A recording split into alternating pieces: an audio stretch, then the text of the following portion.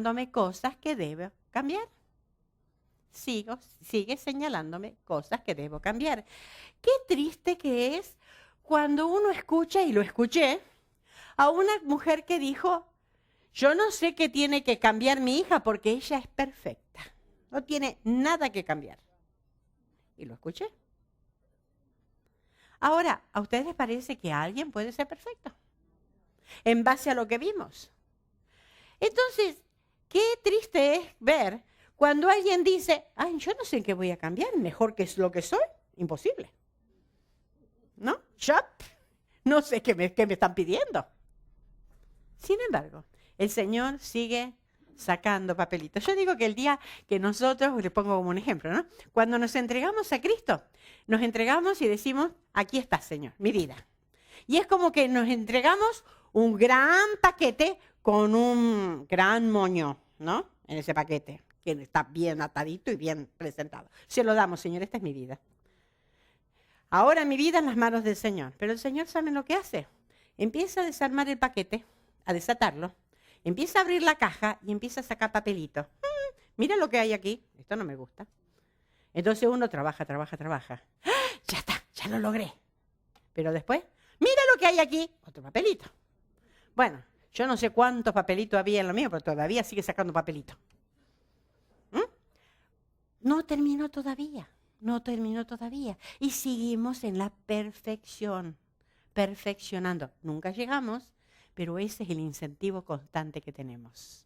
Nunca vamos a llegar en la tierra, lo vamos a hacer en el cielo. Pero miren ustedes que para eso el Señor apunta directamente al corazón. Por eso las actitudes del corazón. Cuando encuentra algo que no le honra, cuando encuentra algo que le estorba, señala. Y lo señala de muchas maneras. Por ejemplo, yo no sé si les ha pasado. Venimos a la iglesia, muy bien, dispuesta, y el pastor justo habló de ese pasaje que apunta a lo que yo no quiero que apunte. ¿No? Otra vez. Llego a mi casa, bueno, por fin terminó el pastor de hablar, ¿no? Resulta que llego a mi casa y justo el devocional me toca el pasaje que yo no quiero que toque.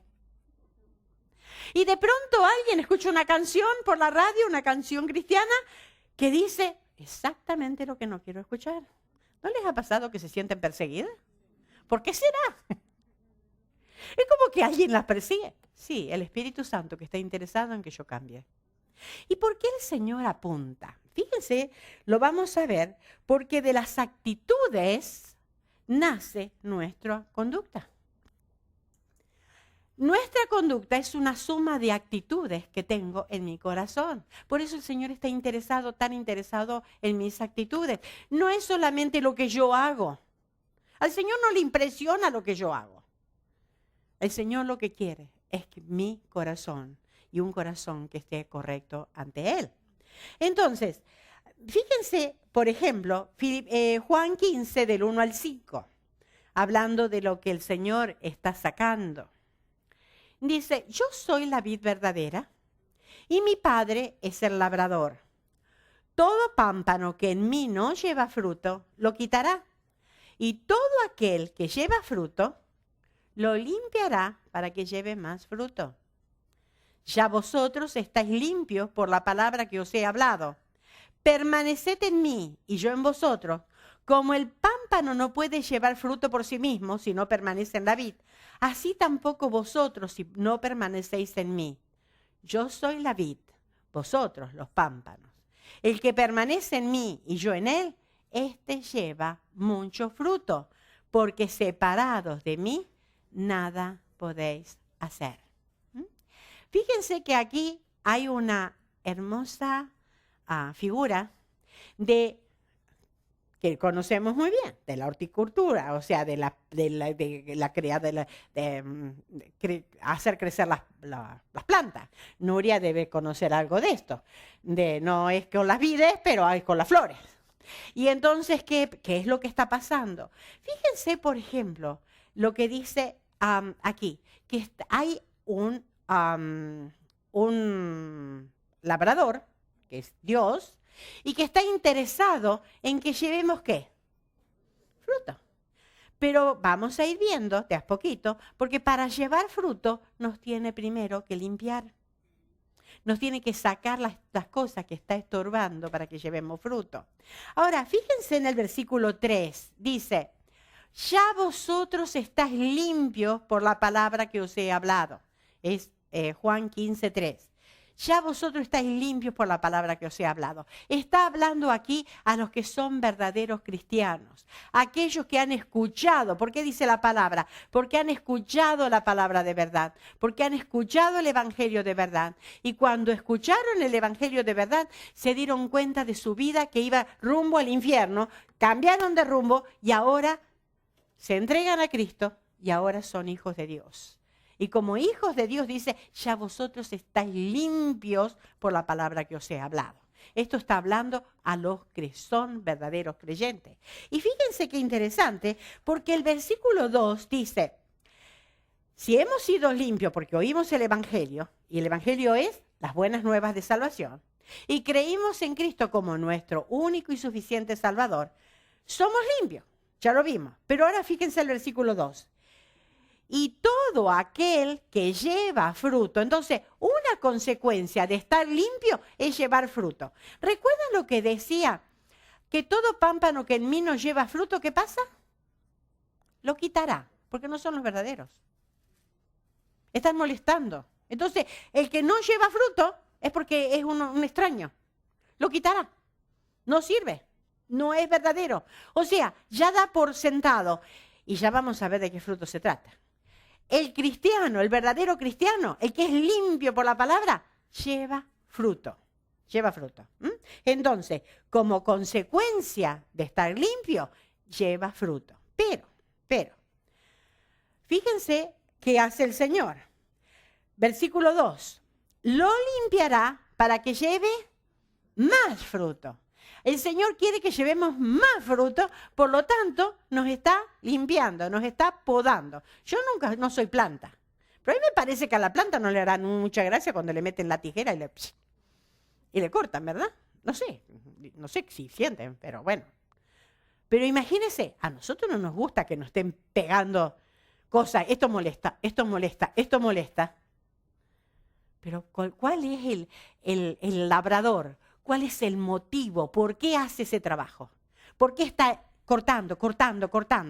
Porque quiere que lleve más fruto. Está llevando fruto, pero quizás el fruto, vemos la uvita que está media ahí, ¿no? Y el labrador dice, no, esta es una buena planta que tiene que llevar más fruto. Mejor fruto. Por eso es que se encarga de limpiar. Pero entonces lo limpia. Y versículo 5, fíjense, el que permanece en mí y yo en él, este lleva mucho fruto. ¿Cuál es lo que el Señor quiere? Es que nosotros llevemos mucho fruto, mucho fruto. Por eso Él se encarga de limpiarnos, de sacar todo aquello que estorba. Saca las actitudes de nuestro corazón que no le honran a Dios. A veces decimos, bueno, a la gente, ¿qué le importa? Con tal que yo le dé estoy mirando la gelatina ahí. Con tal que le dé la gelatina, ¿qué importa con qué cara se la dé? Total, es para que la come y se terminó. ¿Verdad? Ok, a lo mejor la hermana sí se lo come y ya está. Habrá dicho que es maleducada esta, mira cómo me lo da. Pero ¿saben qué? El que no se le escapa ni un detalle es al Señor. Él sabe cómo le estoy dando la gelatina. Y sabe qué hay en mi corazón. Sabe lo que hay en mi corazón. Y cuidado, que ante el Señor todas las cosas están desnudas. No podemos ir a fingir. ¡Ay, sí, hermanita! ¿Vieron? Que ponemos cara de hermanita en la iglesia. En la iglesia somos todos buenos. Pero ¿qué es lo que abriga en el corazón? Eso es lo que el Señor está mirando. El Señor sabe lo que está en el corazón de ustedes en este momento. Que es lo que hay en mi corazón en este momento. Ahora, fruto. Muchos dicen que el fruto es ganar almas, fruto es hacer cosas. Pero ¿saben? En este contexto, el fruto es el carácter de Cristo. El carácter de Cristo.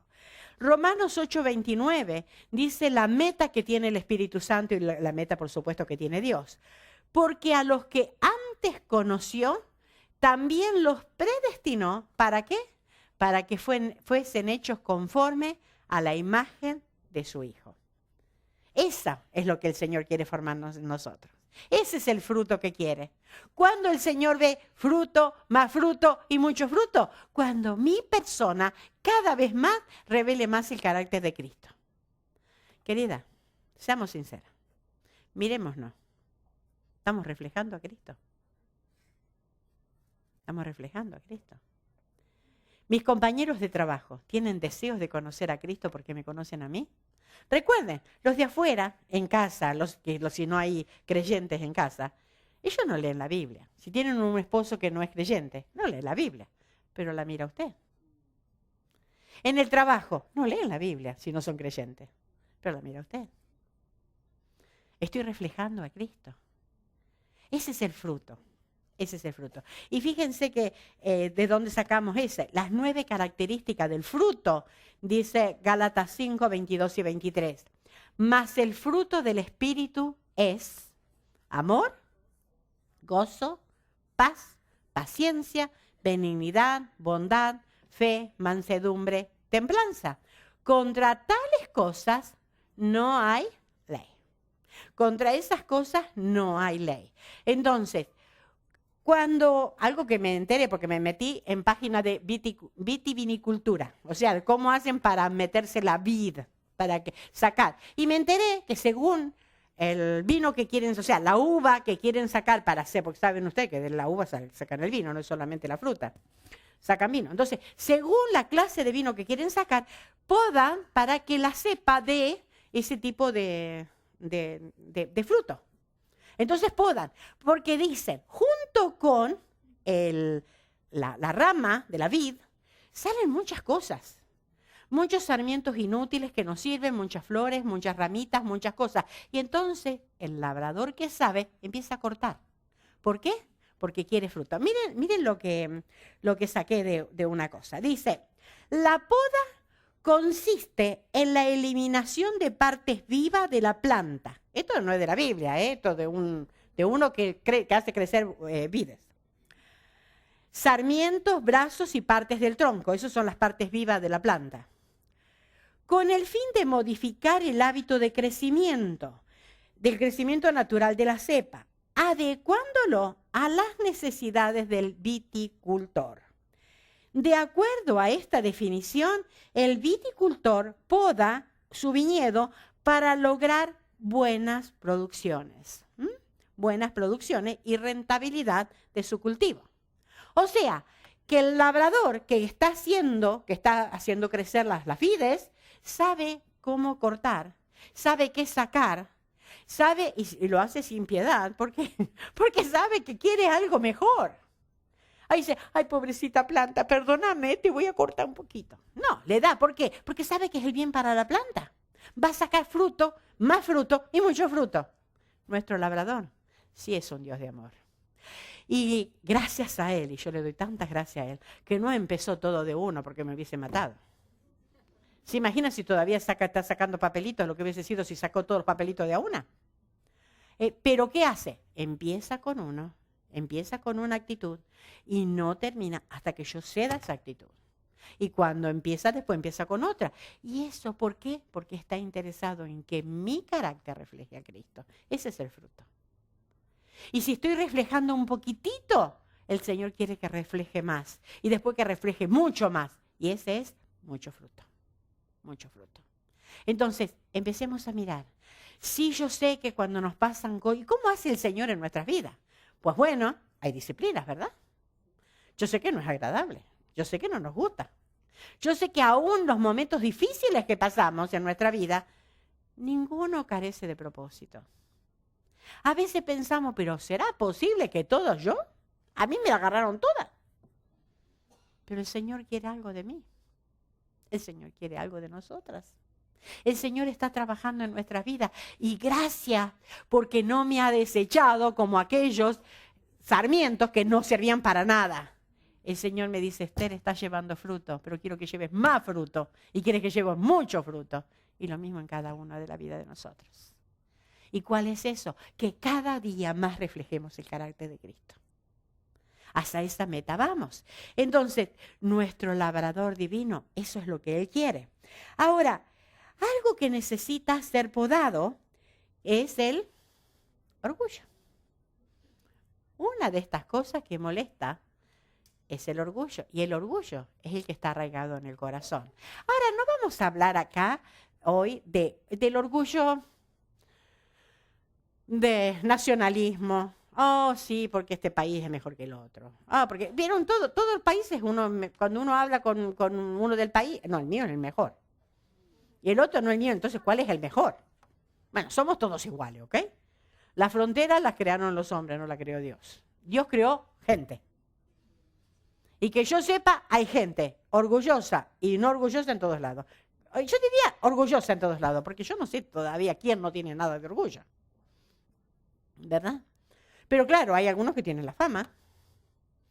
Pero dice que el ratón tiene la fama, pero el otro se comió el queso. Entonces, algunas cosas que tenemos que ver entonces es qué es el orgullo. ¿Qué es el orgullo?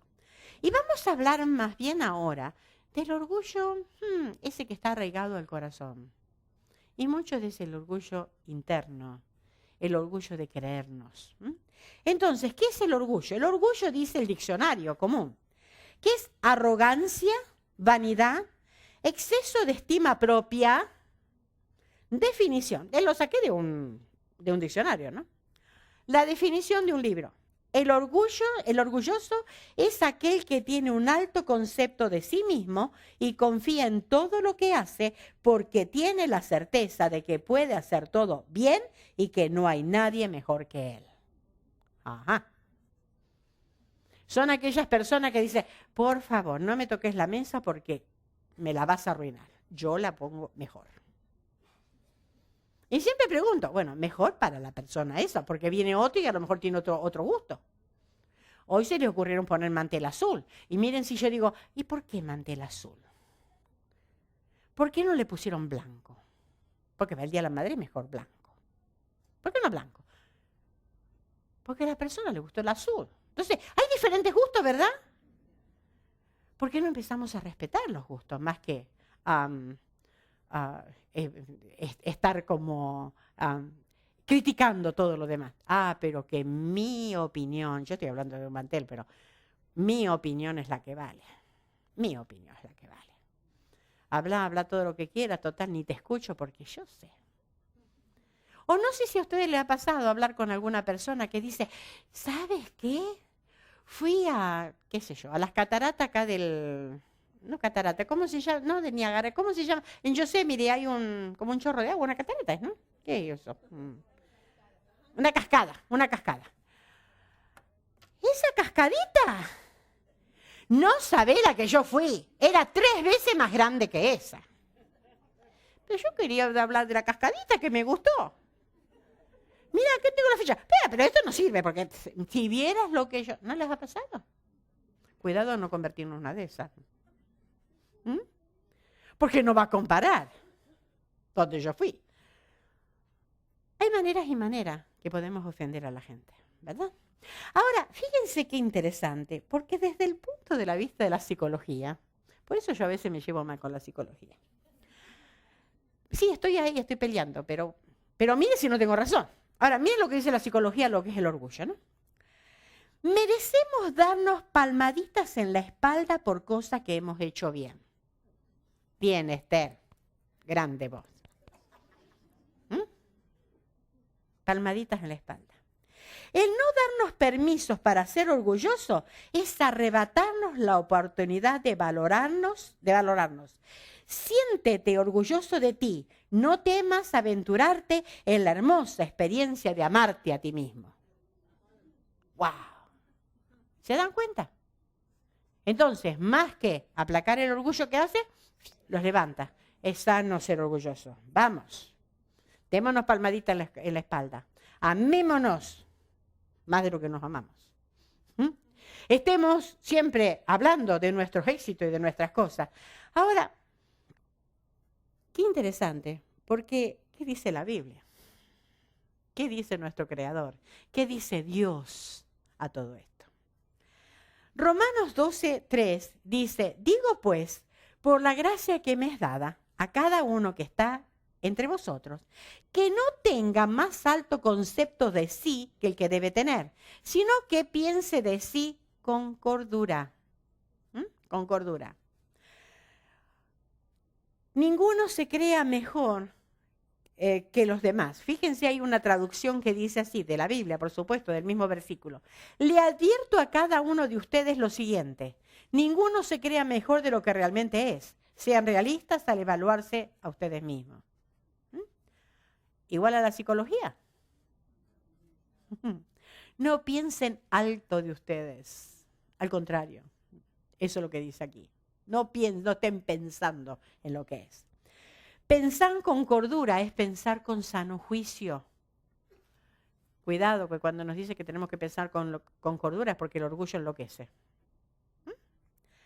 No pensar más alto, creerme más de lo que realmente soy. Entonces, el Señor Jesús relató una parábola. Y vamos a ver un poquito de la parábola esta, acerca de lo que es el orgullo. Mientras la psicología me dice de que yo tengo que darme palmaditas de aprobación, cuando tengo que sentirme orgullosa de cosas que hago, cuando tengo que construir mi estima personal, eso es lo que dice la psicología. La Biblia me dice: Esther, deja de pensar más alto de lo que realmente sos. Pensá con sano juicio. Con sano juicio. Ahora, yo pregunto a todo esto, ¿qué quiere decir esto entonces? Que si vamos a suponer, algo no salió bien, vamos a de nuevo la gelatina. No sé si la hicieron, la compraron o qué, pero vamos a suponer que alguien hizo la gelatina. Qué rica que está la gelatina. Ay, no, si yo no sé cocinar. ¿Eso es humildad? No, porque sería mentira. Si yo sé que está rica, ¿para qué le voy a decir que no? Sí, me salió rica. Está bien, lo hice bien. No hice la gelatina. Pero, ¿cuál es el punto entonces? ¿Dónde está el punto? El punto está en pensar, si yo tengo la habilidad de cocinar, ¿quién me la dio? ¿De qué me glorío? Entonces, si alguien me dice, qué rica te salió la gelatina, por favor, no me digan nada, la gloria de Dios. Parezco como un... ¿Verdad? ¿No han escuchado ustedes? No, la gloria es de Dios. No, a mí no me digan. No. ¿Salió rica? Sí, ¿es verdad que está rica? Sí, gracias. Y cuando voy a casa, no voy a estar, qué bien que hago la gelatina. No, del departamento hispano soy la mejor que hace la gelatina. Y no hablar, porque yo creo que las gringas que no saben cocinar, yo la hago mejor que ella también. Y de todo es también de California. ¿Y por qué no? Yo no sé si se hacen un concurso. Yo me saco la gelatina del año. Yo soy la que... ¿Se dan cuenta cómo puedo estar pavoneándome? Cuando llego a casa, ¿qué hago? Gracias, Señor. Me dijeron que les gustó. Gracias, Señor, porque la pude hacer rica. Me diste la capacidad de poder cocinar. ¿Se dan cuenta qué fácil? Las flores en el florero. ¿Cuál es el florero? El Señor. Me dieron flores, yo se las doy al Señor. Porque es de Él, es mía. Imagínense que me sale una enfermedad en la mano y que no pueda cocinar más. ¿Qué hago? ¿Se dan cuenta? No soy mía. No soy mía. Entonces vamos a ver cuál es lo que el Señor relató en Lucas 18, del 9 al 14. Vamos a leer todo este relato y después vamos a desglosarlo un poquito. Lucas 18, del 9 al 14. Dice, a unos que confiaban en sí mismos como justos y menospreciaban a otros, les pido por favor que pongan atención, dijo también esta parábola. 2 hombres subieron al templo a orar. Uno era fariseo y el otro publicano. El fariseo, puesto en pie, oraba consigo mismo de esta manera: Dios, te doy gracias porque no soy como los otros hombres, ladrones, injustos, adúlteros, ni aun como este publicano. Ayuno 2 veces a la semana, 2 diezmos de todo lo que gano. Mas el publicano, estando lejos, no quería ni aun alzar los ojos al cielo, sino que se golpeaba el pecho diciendo: Dios, sé propicio a mi pecador. Os digo que éste descendió a su casa justificado antes que el otro, porque cualquiera que se enaltece será humillado, y el que se humilla será enaltecido. Entonces, ¿qué es lo que originó este relato que el Señor, lo que el Señor dijo? Vamos a fijarnos entonces en el versículo 9. Versículo 9. A unos que confiaban en sí mismos como justos y menospreciaban a los otros. Fíjense, el Señor estaba mirando. Había un grupo de gente que lo seguía. Pero el Señor vio que había unos que confiaban en sí mismos, lo grande que eran, lo bueno que eran, lo importante que eran, lo sabiondos que eran, lo justos que eran, y menospreciaban a los demás. Aquellos no. Entonces, estos que se creían mejores que otros, ahora se creían mejores que los demás. Fíjense lo que dice Filipenses 2, 3 y 4. Nada hagáis por contienda o por vanagloria. Antes bien, con humildad, estimando cada uno a los demás como superiores a él mismo, no mirando cada uno por lo suyo propio, sino cada cual también por los demás. Pero estos que estaban aquí, los que originó el relato, estaban despreciando a los demás. Entonces, el Señor les enseñó por una gran lección, por medio de un relato, Ahora, estimando a los demás como superiores a sí mismos. Y sin embargo, estos se creían ellos superiores a los demás, porque menospreciaban.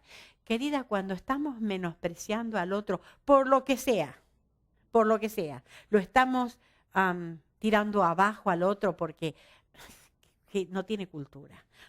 Mira de qué país viene. Ay, fíjate que esto. Ay, fíjate lo que come. Ay, fíjate lo que es. Ay, fíjate a dónde va. ¿Nos creemos superiores?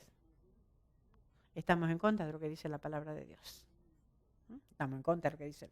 Estimando a los demás como superiores. Y sin embargo, nosotros tenemos que hacer al revés de lo que ellos. Dice, no mirando cada uno por lo suyo propio, sino también por los demás. Ahora, para entender, estos en cambio despreciaban a los demás. Ahora, para entender esta parábola, este relato, vamos a explicar algunas palabras. Explicación de algunas palabras, porque si no a lo mejor hay alguno que va a decir, acá me están hablando ruso. Parábola, fariseo, publicano, ¿y eso con qué? Bueno, yo sé que hay algunos que ya lo saben, pero para los que no lo saben vamos a explicar un poquito, ¿no? Parábola, ¿qué es una parábola? Es literalmente, quiere decir, poner las cosas a la par, comparar. O sea, pongo una cosa al lado de la otra. ¿Qué hizo el Señor? Puso una cosa al lado de la otra, contó una historia para comparar a aquellos que se creían mucho de sí mismos. Entonces, comparar, eso es lo que hacía el Señor. El Señor usaba mucho las parábolas. También es una historia terrenal con un significado celestial. El Señor tocaba muchas cosas de la naturaleza. Mira las aves del cielo. ¿Y qué le quería enseñar? Que las aves del cielo iban y comían, que no se preocuparan. Miren las flores del campo, ¿qué les queríamos explicar? No se preocupen por el vestido, el Señor las viste a ellas, ¿cómo no las va a vestir a ustedes? El Señor le dijo, un sembrador salió a sembrar. ¿Y para qué? Para decirle que hay diferentes terrenos de corazón, así como hay diferentes terrenos para poder plantar. El Señor usaba muchas cosas de la vida diaria, pero para enseñar verdades celestiales, para enseñar cosas del significado celestial. Es una forma de enseñanza y el Señor la usó mucho. El Señor usó mucho esto. Ilustraciones de las que se pueden obtener lecciones. Vemos, cada parábola siempre tiene una lección. El Señor no contó cuentitos, sino contó historias que tienen un significado. Y el significado es espiritual. Y entonces tienen lecciones morales y espirituales. Ahora, las otras palabras son las de los dos personajes. Hay dos personajes aquí centrales, ¿verdad? El Señor contó que había dos personajes. Uno es un fariseo. Un fariseo. ¿Qué quiere decir la palabra fariseo? La palabra fariseo quiere decir separados. Ellos eran una casta separada. ¿Y qué eran estas personas? Bueno, eran muy respetados por el pueblo porque eran los sabiondos. Ellos se lo sabían todo. La gente, rabí, rabí. ¿Por qué? Porque ellos eran los santos. Así se aparecían. Y el Señor por eso confrontaba, ¿qué? La actitud del corazón. La gente no lo veía, la actitud del corazón, pero el Señor sí. Celosos en guardar la ley y las tradiciones, eran muy buenos para eso. Fíjense que se inventaron, aparte de todas las leyes que tenían en el Antiguo Testamento, se inventaron 248 preceptos y 365 prohibiciones. O sea que agregaron a la ley 613 más y se la hacían respetar al pueblo. El pueblo se volvía loco y no sabía por dónde agarrar, porque era tremendo, no podían. Entonces, sabían mucho, pero practicaban poco. Ellos sabían mucho. Podíamos decir que estaban correctos en su doctrina, estaban correctos en lo que ellos sabían. Pero miren lo que el Señor le dice en Mateo 23, 2, 5. Acá el Señor Jesús está hablando. En la cátedra de Moisés se sientan los escribas y los fariseos. Así que todo lo que os digan que guardéis, guardadlo y hacedlo. Mas no hagáis conforme a sus obras, porque dicen y no hacen.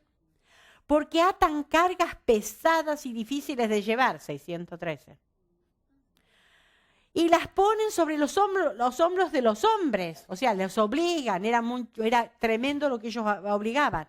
Pero ellos ni con un dedo quieren moverlas. Antes hacen todas sus obras para ser vistos por los hombres. ¿Se dan cuenta cómo el Señor ve la actitud del corazón? Sí, esto hacen, pero ¿saben qué? El corazón está lejos de Dios. Eso es lo que veía. Entonces, no hagan lo que ellos hacen. Hagan lo que dicen, pero no hagan lo que hacen. ¿Por qué? Porque sí, ellos enseñaban, conocían, pero no hacían nada. Ahora, vamos al otro personaje entonces.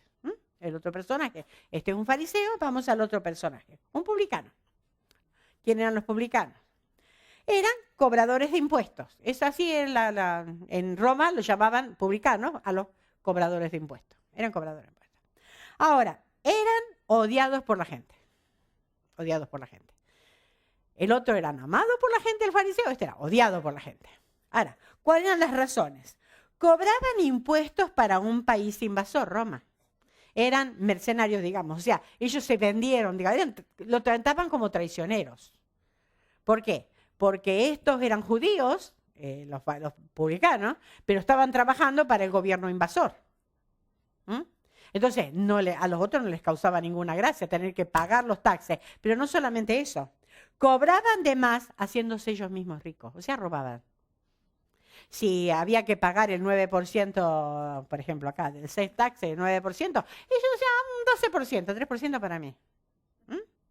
Y eso es lo que cobraban. Entonces, se hacían muy ricos, pero eran acusados de tener contactos con gente no judía, porque claro, el judío era muy exclusivo y tenía que estar con judíos, pero estos tenían que tener contacto con otra gente, ¿verdad?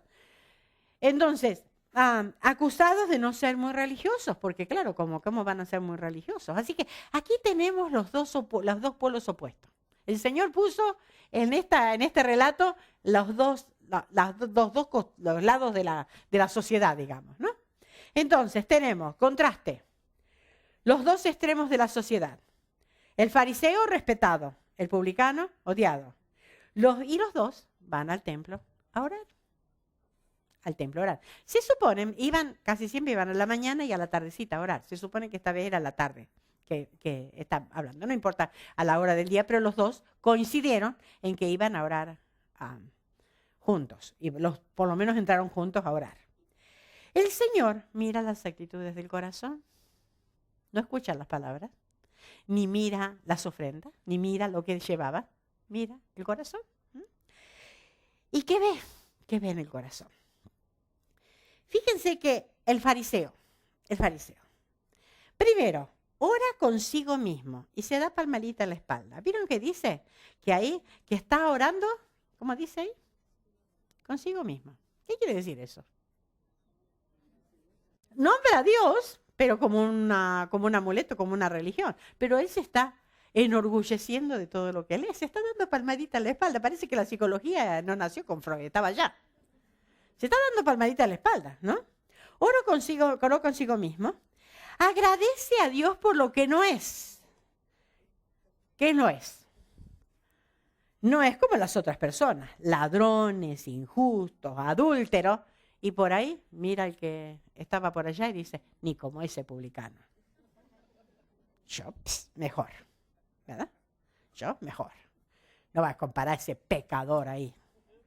Ahora, fíjense que la manera de orar de los fariseos era cerquita, se levantaba, porque da la impresión, porque el publicano se queda atrás, estaba adelante, y oraban con las manos levantadas, mirando al cielo, pero oraba consigo mismo. El Señor no mira la postura, mira el corazón.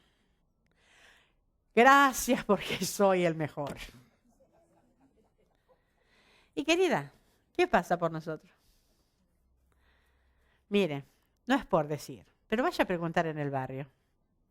Mi casa es la más limpita. Mis chicos, los mejores. Pasen a preguntar. Mi vereda siempre barridita. No como la mugre de aquella que se la amontona allá. ¿Mm? Yo soy la que mejor cocina. No me quiero ni comparar con la de la otra cuadra, porque es así que son... ¿Qué pasa con nosotros cuando miramos por el hombro a otros?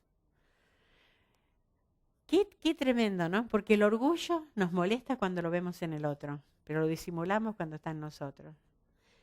¿Cómo lo disimulamos? Y es que yo digo la verdad. Digo la verdad. Ahora, ¿qué diferencia? Que, cuidado, el orgullo moral, creerse mejores que los otros. Este es un orgullo moral, creerse mejor que los otros. ¿Yo qué voy a hacer? Yo no tuve una vida de loca como esa. Mírenme a mí. Mírenme a mí.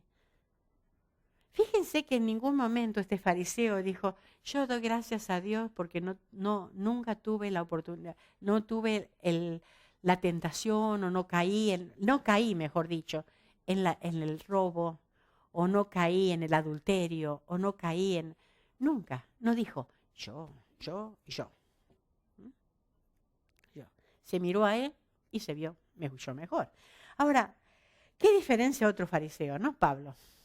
Pablo también era fariseo. ¿Recuerdan lo que el Señor, cuando él decía, Pablo mismo decía, que era hebreo de hebreo en cuanto a la ley? Fariseo. O sea, que él era un fariseo. Pero fíjense en 1 Timoteo 1:15. Palabra fiel y digna de ser recibido por todos, que Cristo Jesús vino al mundo para salvar a los pecadores, de los cuales yo soy el primero. Pablo, el gran apóstol Pablo. Y este fariseo, te doy gracias porque nadie llega a mi altura. Allí estoy.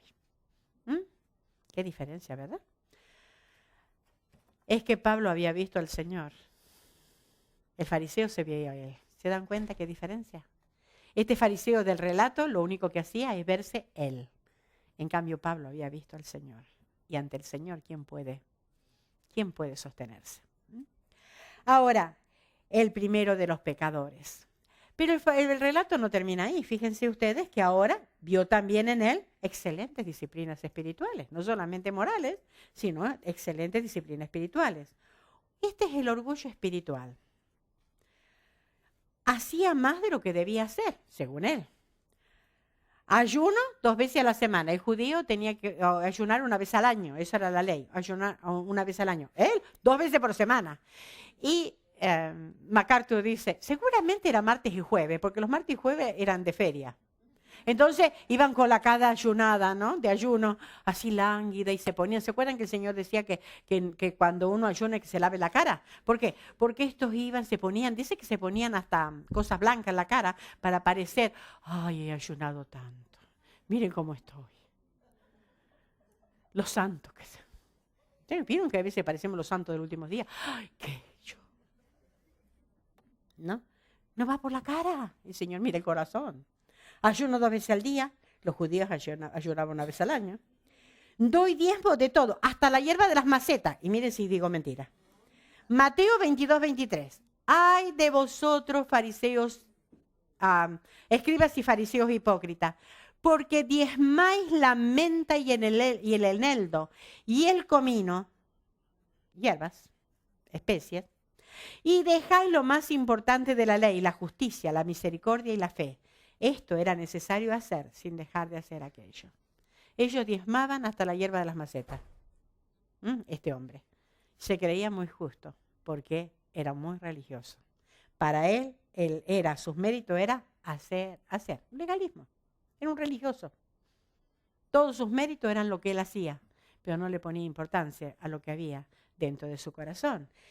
Pablo, ¿se acuerdan? El otro fariseo, Pablo, pero el buen fariseo, Pablo, dijo, 1 Corintios 15:10, pero por la gracia de Dios soy lo que soy. Y su gracia no ha sido en vano para conmigo. Antes he trabajado más que todos ellos, pero no yo, sino la gracia de Dios conmigo. Qué diferencia, ¿verdad? Yo no soy capaz de hacer nada si yo no estoy aferrado a la rama principal. ¿Se acuerdan que el Señor dijo, yo soy la vid, vosotros los pámpanos? El que permanece en mí, ese lleva fruto. Si yo estoy en él, voy a llevar fruto. Y Pablo lo entendió. Ahora, fíjense el otro, el publicano. En cambio, el publicano se quedó lejos, no se atrevía ni a acercarse. Dice, más el publicano, estando lejos, o sea, que se ve que se quedó ahí en la puertita nomás del templo. Mientras el fariseo estaba allá y por ahí se dio vuelta y le dice, ni como este. Este no le discutió, le dijo, espera un momentito. No, fíjense qué diferente. Mas el publicano estando lejos no quería ni aún alzar los ojos al cielo, sino que se golpeaba el pecho diciendo, Dios sé propicio a mi pecador. Se quedó lejos, no se atrevía a acercarse al altar. Él no se sentía digno de eso. Con los ojos bajos, no se consideraba digno. Andaba con los ojos bajos. Se golpea el pecho y cuando el judío se golpeaba el pecho era una señal de profundo dolor por haber pecado. Y sus palabras, sé propicio a mi pecador. Soy pecador, sé propicio, soy pecador. ¿Qué quiere decir propicio? Acá le está diciendo, Señor, necesito tu salvación. Yo no soy merecedor de esto, pero necesito tu salvación. Por pura gracia, yo no merezco nada, pero por pura gracia acudo a ti. Ahora, ¿cuál fue el resultado? Clama por salvación, porque él no la merecía. No merecía nada, dependía entonces de la gracia de Dios. Ahora, ¿cuál fue el resultado?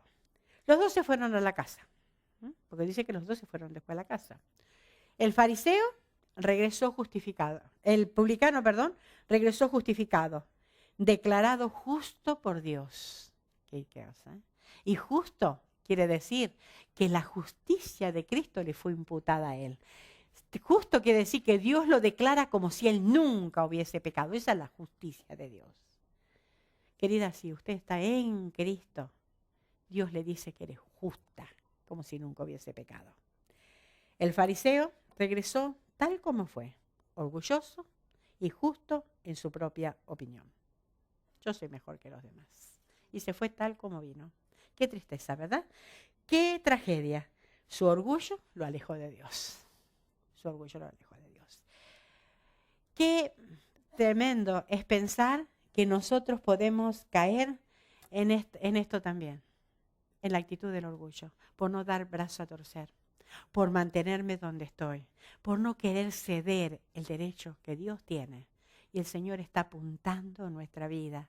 Usted sabe lo que está hablando. Usted sabe dónde Dios le está apuntando.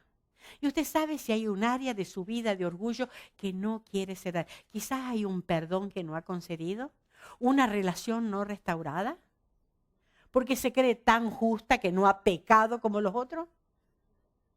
Querida, delante de Dios no somos nada. Y el Señor está mirando las actitudes del corazón. ¿Por qué? Porque quiere que llevemos frutos. Y más fruto y mucho fruto. ¿Cuál? Que seamos parecidos a Cristo.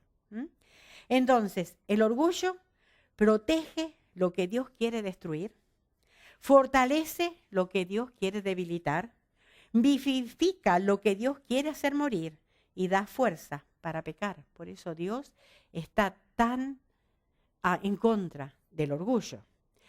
Dijo alguien que el orgullo es como la ropa interior.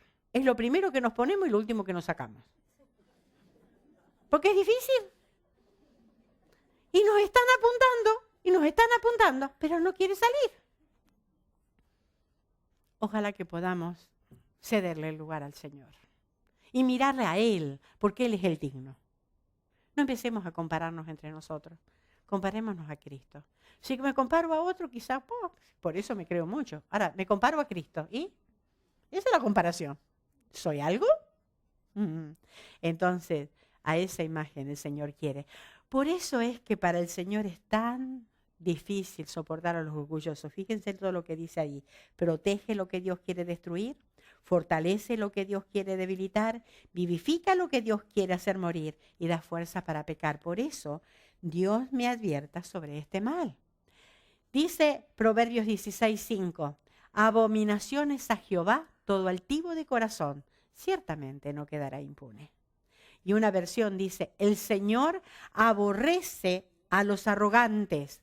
Una cosa es segura, no quedarán impunes. Si no cedemos el lugar al Señor, nos estamos exponiendo a su juicio, lo estamos exponiendo a su disciplina. Es mejor que empecemos a mirar cuál es el orgullo que tenemos. Proverbios 6:16 dice, 7 cosas aborrece Jehová. O sea, 6 cosas aborrece Jehová y aún 7 abomina su alma. Por eso puse 7. La primera de todas, ¿qué es? Los ojos altivos. Los ojos altivos. El Salmo 138:6 dice que porque Jehová es excelso y atiende al humilde, mas al altivo mira de lejos.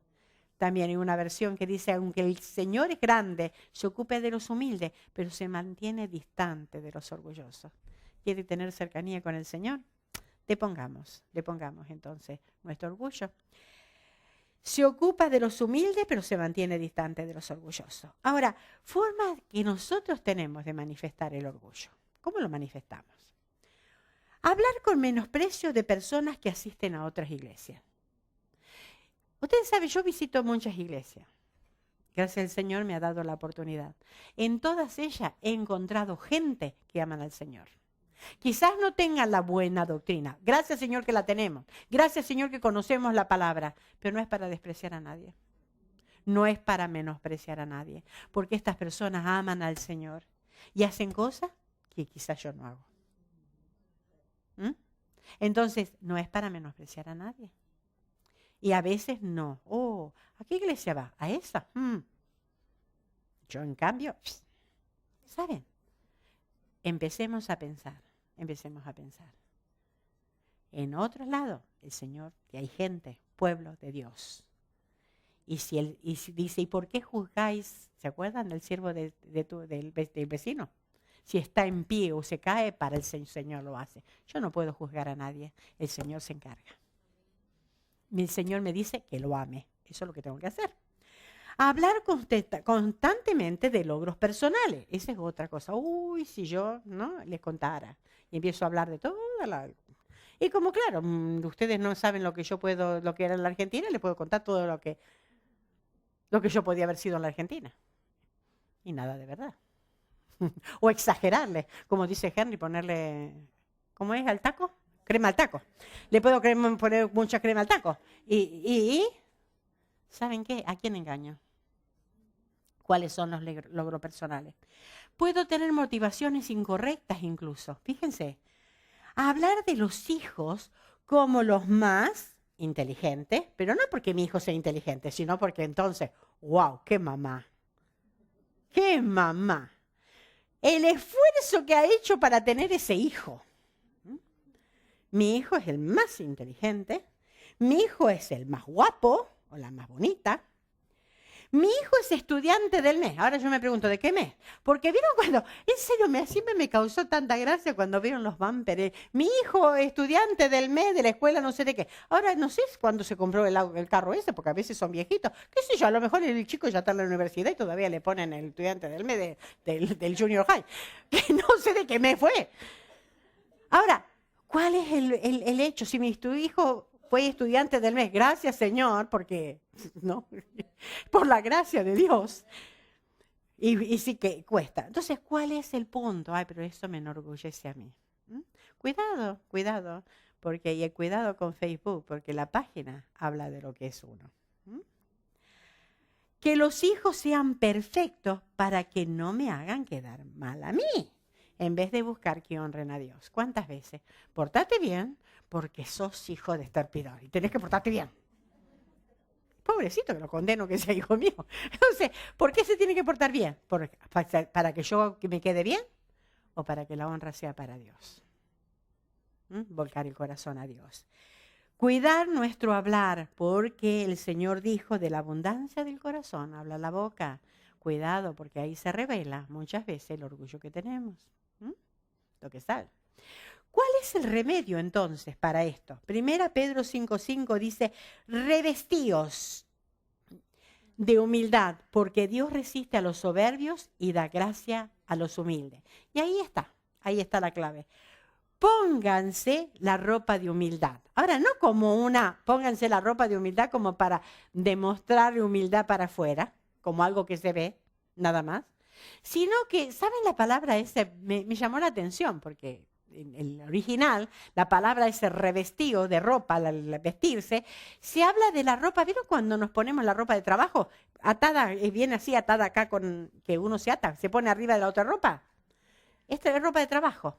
Dice, revestidos de humildad, pónganse a trabajar. Déjense de los caciques indios y los caciques y sean indios, en vez de ser tantos caciques. ¿Vieron que muchas veces hay muchos caciques y pocos indios? Estamos llenos de caciques. El jefe no sé de qué, la jefa no sé de cuánto, la otra jefa no sé de cuánto. ¿Y quiénes son los que trabajan? No sé, nadie. ¿Saben? Hay trabajo, no hay títulos, hay trabajo. Entonces pongámonos a trabajar, es lo que está diciendo acá. Pero fíjense que ¿dónde empieza eso? El significado es la ropa de trabajo. Humilde, la actitud mental que tengo que tener, servir a otros. Y el versículo 6, fíjense que dice, humillaos pues bajo la poderosa mano de Dios para que Él os exalte cuando fuera tiempo. Es el camino a la inversa. Humillarse para que Dios nos exalte. Humillarse para que Dios nos exalte. Ahora, Dios nos está limpiando. Su meta, ser parecida a Cristo, que seamos como Cristo. Mateo 11:29 dice, llevad mi yugo sobre vosotros y aprended de mí, que soy manso y humilde de corazón, y hallaréis descanso para vuestras almas. Esto lo dijo el Señor Jesús. Fíjense que entonces el alma del orgulloso no tiene paz con Dios. ¿Se dieron cuenta? Fíjense lo que dice, y hallaréis descanso para vuestras almas. ¿Cuándo? Cuando seamos manso y humilde de corazón, actitudes del corazón. Y vamos entonces, sí, a tener paz con Dios. El orgullo nos roba el gozo. El orgullo nos roba la paz. El alma orgullosa nos aleja de Dios. Entonces, ¿cómo empezar entonces a sacarnos el orgullo? Romanos 12:3 dice, digo pues por la gracia que me es dada a cada uno que está entre vosotros, que no tenga más alto concepto de sí que el que debe tener, sino que piense de sí con cordura. Ya lo vimos, ¿verdad? Ahora, ¿nos damos cuenta cómo empieza esto? Con la mente. Empieza. Por eso debemos, lo que dice 1 y 2, así que hermanos, os ruego por las misericordias de Dios que presentéis vuestro cuerpo en sacrificio vivo, santo y agradable a Dios, que es vuestro culto racional. No os conforméis a este siglo, sino transformaos por medio de la renovación de vuestro entendimiento, para que comprobéis cuál sea la buena voluntad de Dios, agradable y perfecta. Sacrificio vivo.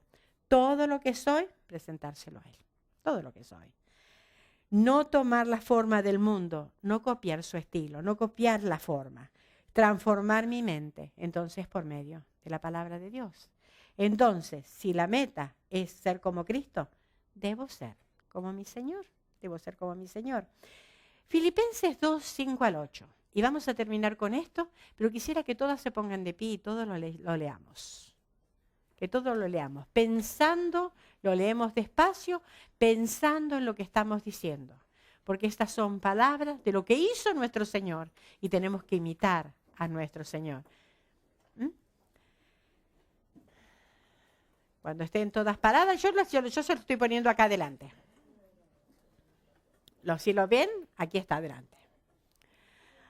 Haya pues en vosotros este sentir que hubo también en Cristo Jesús, el cual, siendo en forma de Dios, no estimó el ser igual a Dios como cosa que aferrarse, sino que se despojó a sí mismo, tomando forma de siervo, hecho semejante a los hombres, y estando en la condición de hombre, se humilló a sí mismo, haciéndose obediente hasta la muerte y muerte de cruz. Les voy a pedir que se queden así paradas y así vamos a terminar. Pero no nos olvidemos de este pasaje. Queremos ser igual que nuestro Señor. Fíjense, eso el Señor hizo por nosotros. ¿Cuánto tenemos que nosotros ponernos a disposición del Señor para que Él nos haga conforme a lo que Él es? Que el Señor nos bendiga.